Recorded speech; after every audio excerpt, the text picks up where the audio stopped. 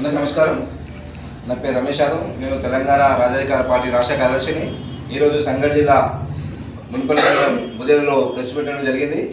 మరి మండల అధ్యక్షులు యూసుఫ్ గారు, మైబల్లి గారు, మరి మిగతా తెలంగాణ రాజకీయ పార్టీ సభ్యులు ఈరోజు నిన్న ప్రెస్ మీట్లో కవిత అనుచరులు మరి మరణపైన లేనిపోయిన ఆరోపణ చేశారు. అంతకుముందు మీ పైన దాడి చేశాం, మీరు ఏం చేశారని చెప్పి ఇట్లా మాట్లాడడం సిగ్గుచేటు. ఈరోజు మరి మళ్ళానంటే ఈరోజు భోజనం కోసం మాట్లాడుతుండు, మరి బీసీ కోసం మాట్లాడుతుండు. మరి ఈరోజు ఒక న్యూస్ పెట్టుకొని ఈరోజు ఒక ప్రజలకు ఎలాంటి సమస్య ఇచ్చినా కూడా ముందుని కొట్టాడే వ్యక్తి తీర్మానం వలన మరి ఈరోజు మరణ పైన దాడి చేసి ఏం చేయలేరు. నువ్వు మరణ పైన మరి కవిత మీద ఇట్లా మాట్లాడతావని చెప్పి మనం అనడం చాలా విడ్డూరంగా ఉంది. కబడ్దార్ బిడ్డ తీర్మానం జోలికొస్తే నిన్ను తల్లి కొట్టడానికి కూడా మేము సిద్ధంగా ఉన్నామని చెప్పి కోరుతున్నాము. ఇలాగా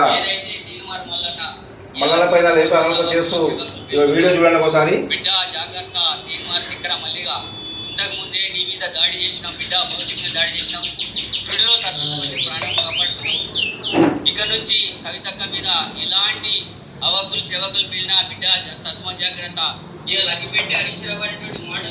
ఈరోజు ప్రభుత్వం ఏం చేస్తుంది అడుగుతున్నాం, అట్లే పోలీసులు కూడా అడుగుతున్నాం.